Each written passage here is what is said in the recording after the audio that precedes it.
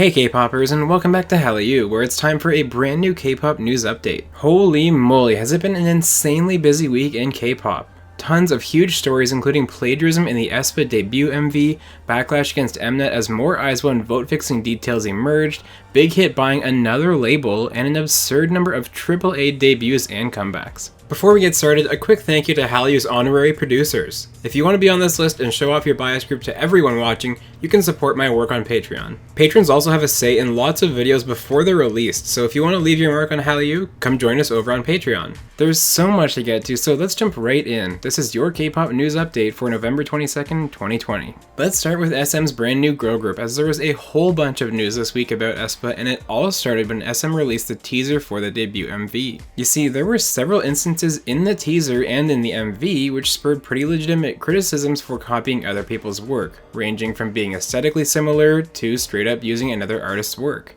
What's crazy is that the MV they chose to copy WOODZ, Pop Stars by KDA, probably the worst possible choice since aespa is already causing lots of discussions with their virtual members. As you can see, the teaser for Black Mamba was set in a subway train car, with the name of the song on the subway sign, much like in KDA how their name was on the subway sign in their MV. There's also general criticism here about the bright neon color palette and the graffiti usage being copied from KDA, but this one's kind of more subjective in a gray area. What isn't a gray area though is how the Black Mamba looks compared to the KDA video. It's pretty hard to dispute the inspiration SM had there. And unfortunately that wasn't the only artist they used work from.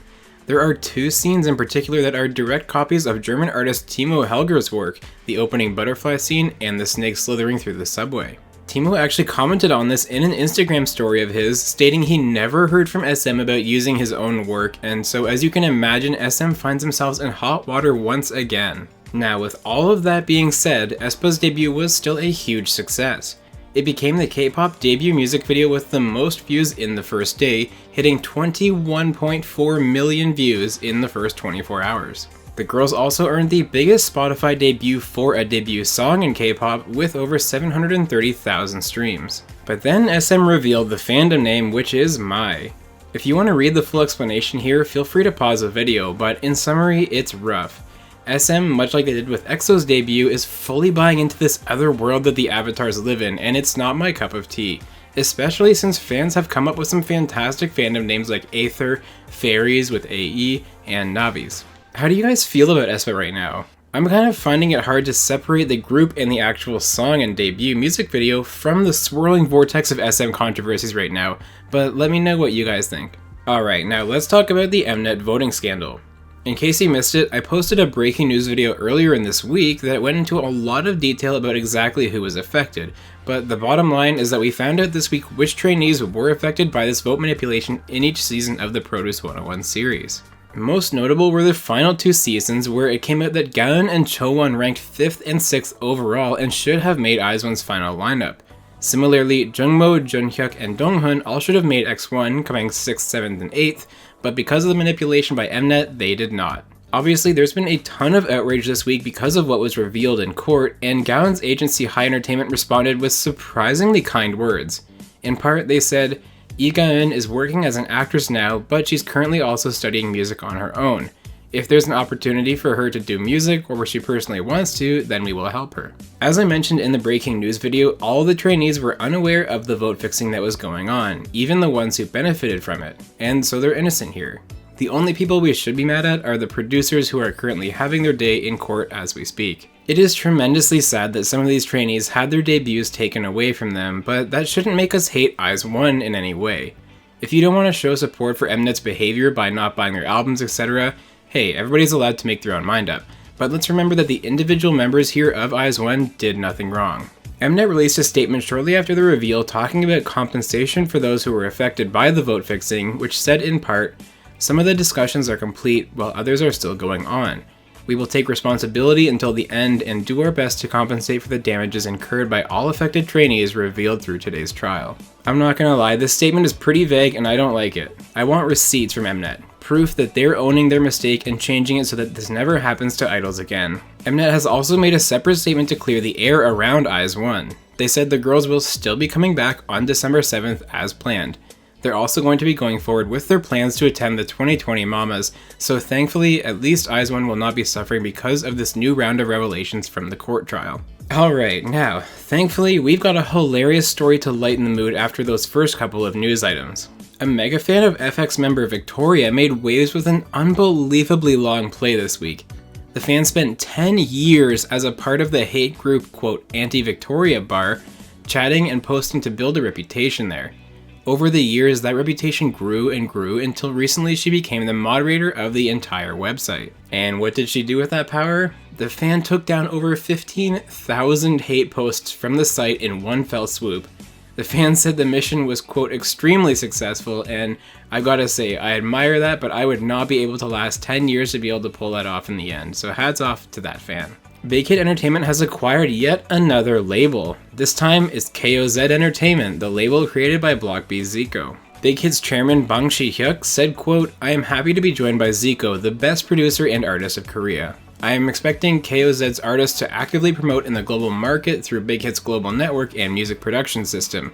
I'm looking forward to the synergy that Big Hit and KOZ will create together." This is the third label that Big Hit has acquired since 2019, the others being of course Source Music and Pledis Entertainment. I actually discussed how Big Hit is taking over K-pop and predicted that they'd continue buying more labels in a deep dive a couple of months ago, so definitely go check that out if you haven't seen it. Alright, now let's switch over to the wonderful new K-pop releases that we got this week, of which there were plenty to go around. Do I dare start anywhere else? It's the debut everyone's talking about, SM's latest girl group aespa and their debut song Black Mamba. Black Mamba.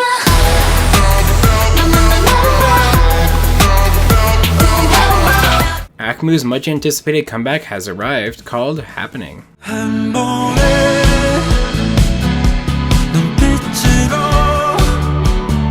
BTOB's brand new subunit For You debuted with Show Your Love.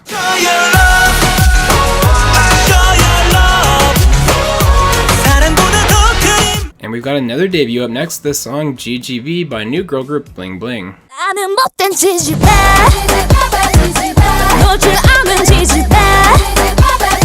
CNBLUE are back with a beautiful track called Then, Now, and Forever.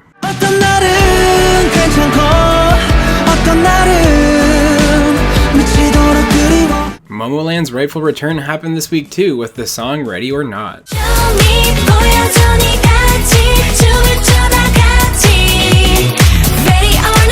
WOODZ of X1 fame released the epic track Bump Bump.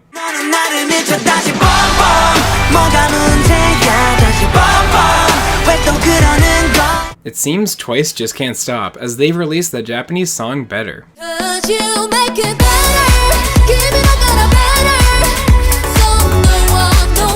Henry dropped this wonderfully composed song called Radio.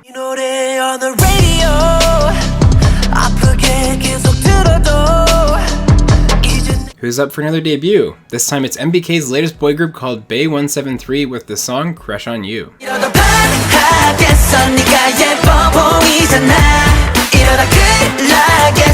LOONA gifted us another MV this week with a title befitting of their name. This is Star.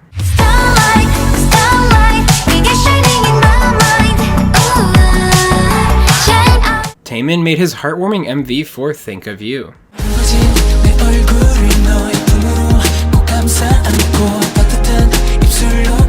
We've got one final debut to check out as well with the song Light Pink by new soloist COOING.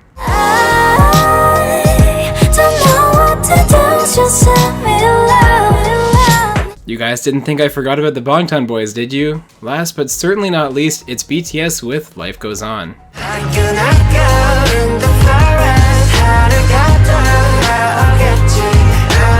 There were lots of other new K-pop songs released this week too. It was a really busy week, so let me know what new songs you've really enjoyed in the comments. I think I'm going to surprise a few of you this week with my pick, which is Bump Bump by WOODZ. I absolutely love the full-bodied, overflowing pop rock sound in the chorus of this song. Now back to the news, where we found out that Dalshabet's Subin was sadly involved in a 4-car accident this week where she was rear-ended when braking. Thankfully, there were no major injuries, and she's working on cautiously resuming her activities in the coming week. SHINee's Minho hosted a V-Live this week after returning home from military service, and he spoke very highly of girl groups. He said that their music has helped him get through his military service, and he specifically called out Twice as Fancy. SM spoke at Come Up 2020, a big startup conference in Korea, and while they were there, they announced that Red Velvet will be making a comeback soon.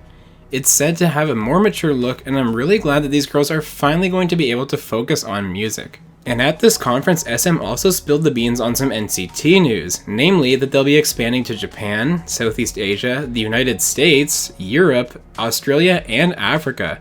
We should be expecting a very big NCT unit to debut next year, according to SM CEO Lee Sung-soo. Yeri's Room is getting 2 more high-profile guests soon. The first is going to be SHINee's Key, and the second is Sandara Park of 2NE1 fame. Taeyeon will be making a comeback in December. The new album will be her first comeback since Happy in May. Girls' Day got back together this week to show Minah some support at her musical debut. The group got together backstage and took some photos to commemorate the occasion. If you needed any more proof that ChoA is back in the K-pop scene, look no further. She's been chosen as the model for beauty brand Glow. ATEEZ's Mingi will be taking a temporary hiatus from group activities.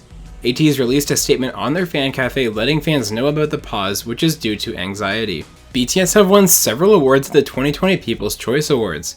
They took home awards for Group of the Year, Song of the Year, Album of the Year, and Music Video of the Year, all of them of course being for Dynamite and Map of the Soul 7.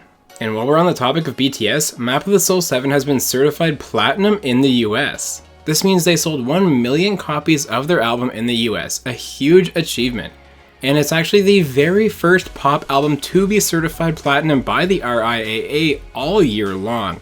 By the way, RIAA, could you guys ease up on the emojis there in your tweets? CHUNGA will be dropping some new music soon. 2 pre-release singles will be released, the first being called Dream of You on November 27th, and the second being X on December 10th.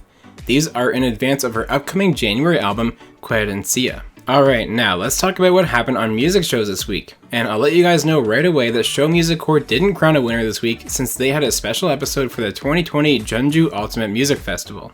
That being said, of those 5 shows we had 4 different winners. The week started off with SheFriend, who took 2 wins for Mago on the show and show champion. Mamamoo continued the girl group streak as they then took a win for Aya on M Countdown. And then, stop me if you've heard this before, BTS took another win for Dynamite, this one being their 24th on Music Bank. To round out the week, Taemin took his first win for Idea on Inkigayo. Are BTS about to go on another insane run of music show wins with Life Goes On? Let me know what you think down in the comments. Alright K-popers, you're officially caught up on everything going on in the K-pop world. Let me know what new songs and what news items stood out to you down in the comments. And make sure you stay tuned this week because the next deep dive is going to be at a very special time on Tuesday instead of Wednesday.